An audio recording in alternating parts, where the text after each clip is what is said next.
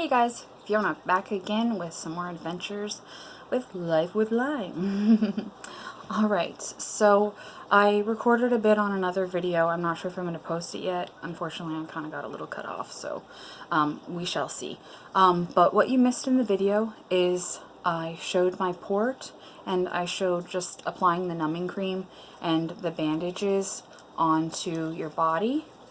So you apply the numbing cream like a toothpaste sized dot, and you push the bandage down on it and kind of smush it all around, and then it gets the area numb because the nurse is going to come here shortly and she's going to re-access my port.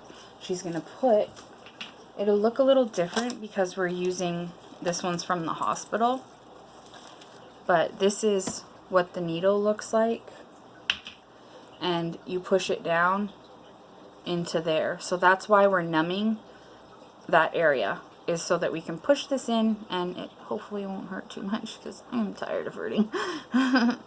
But that's the gist of what's going on right now. I'm just kind of walking you through the whole process of what it's like to have Lyme's when you've got a port, the different care that you have to take and considerations, because a lot of times when you don't have to deal with something in your life, it's really hard to get a perspective on it. So I'm just going to give you some perspective on life with Lyme, and I just hope that we can just educate the world more and people can have some more understanding, and then hopefully people that aren't getting treatment or are confused about what to do can get some advice and some perspective on this, and see that there's a possibility, and don't give up, okay? Don't give up. Alright, so in this video I didn't just want to talk about the whole accessing part, but I really wanted to focus also on the fact that my PICC line is gone. Completely gone. Do you see this? One little spot. That's it. It's healing up really nice, and oh my gosh, not having a PICC is amazing. Like I mentioned before, today is the first time I was actually able to shower like a normal human being, standing right under the water, no gimmicks, no tricks, or nothing. So it was just heaven for me, because you can't get this wet when you have a PICC line under any circumstances. It can cause automatic infection, and that can cause automatic whole lot of issues that you don't want to have. That's like the biggest issue with getting them. So when I got the port placed, they put me to sleep because I did it with cardiovascular radiology. Or, I'm so sorry, I messed that up. With a cardiovascular surgery. And you can also get it done with, I keep messing the interventional radiology. I'm sorry if I messed that up. But you can also get it done with interventional radiology or the vascular surgeon. When I was going to pick these and figure out, I was really confused because some people were like, don't go to a vascular surgeon. And some people were like, oh, you'll be fine, you know? And I didn't really understand it all. And I kind of delved deep into it and spoke with my nurse a bit, and she educated me that interventional radiology, they generally don't put you to sleep during the process. They give you like some amnesia medication, but it's like a constant conscious sedation. And to be honest with you, I was awake when my PICC line got placed, and it was a nightmare from hell. It took every ounce of me to stay on that table and not run screaming for the hills, because, man, it was scary. It hurt. I could feel it going on, and I was traumatized afterwards, if I'm quite honest with you. I even went to the ER later. It was really not fun. So when I got my port placed, my nurse was really good with me, explaining everything, and basically, we felt that the port is the best decision. And now that I have the port in, I've had the procedure, they were right. It's not that bad, you guys. You're going to be sore for like a week. Well, even after a week, because I'm a week and it still hurts. But it's better, and I'm regaining more movement.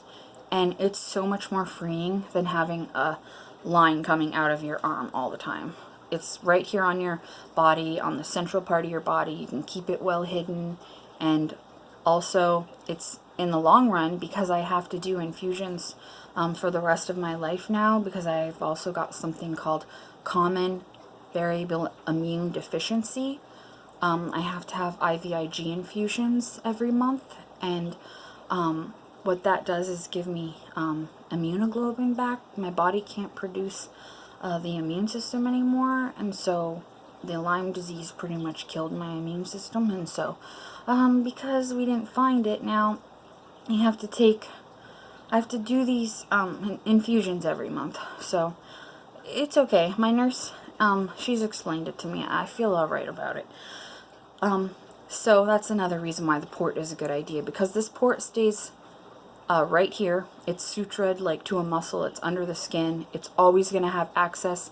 They fished a wire all the way up through here. That's why they cut a slit and into the right jugular, so that it gets right into the biggest vein and goes all over your body. It's the most optimal way for me to get my meds delivered. And they've also started me on a medication called IV doxycycline. And amen. Because I have been getting my appetite back. I've been getting some of my energy. And just feeling a little bit better. This is the first time that I've had any real signs of improvement. And I'm so ecstatic. That's why I'm telling you guys, don't give up. I was like 6-7 years almost. Okay? I know, don't look at the whole journey. Just look at what's in front of you for the moment to get you to the next step. That's my best advice for you guys for dealing with stuff like that.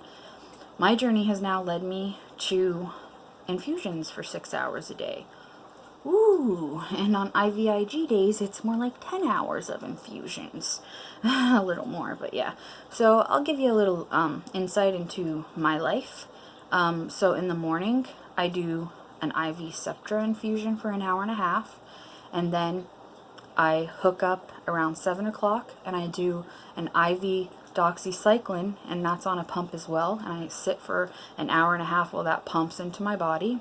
And then, or not an hour and a half, that one's a 3-hour one. My apologies. The doxycycline is a 3-hour infusion. The Septra is an hour and a half. So the Septra infusion also has to be done later on in the evening. So it goes Septra, doxycycline, and as of right now, we're fitting in a Rocephin IV push in between, and then we finish off with the Septra IV. So we always start with Septra and finish with Septra. So my days are a lot of infusions, but I would do anything to feel better. Anybody who's experienced anything like Lyme's disease knows, knows this is like complete torture. That's how I feel sometimes. Alright guys, so that's how I'm feeling after getting the port done and everything, and that's a little tidbit on what I think about them and how I feel about getting a port versus a PICC. And you know, hearing it from my mouth at least a week after surgery, hopefully, if anybody has to go get this done, you won't be scared. You're going to be alright. It's not as bad as you think, okay? And you know what? In the long run, this port is going to save your life. So think about the positive side. Alright, thank you so much for watching and tuning in, guys. It's always a pleasure, and I can't wait to keep educating you guys on Lyme's disease and just growing together and sharing my experience. Remember, don't forget to like and subscribe. Peace. Okay, all the best to you guys, and I'll keep you posted on the future adventures to come. See ya!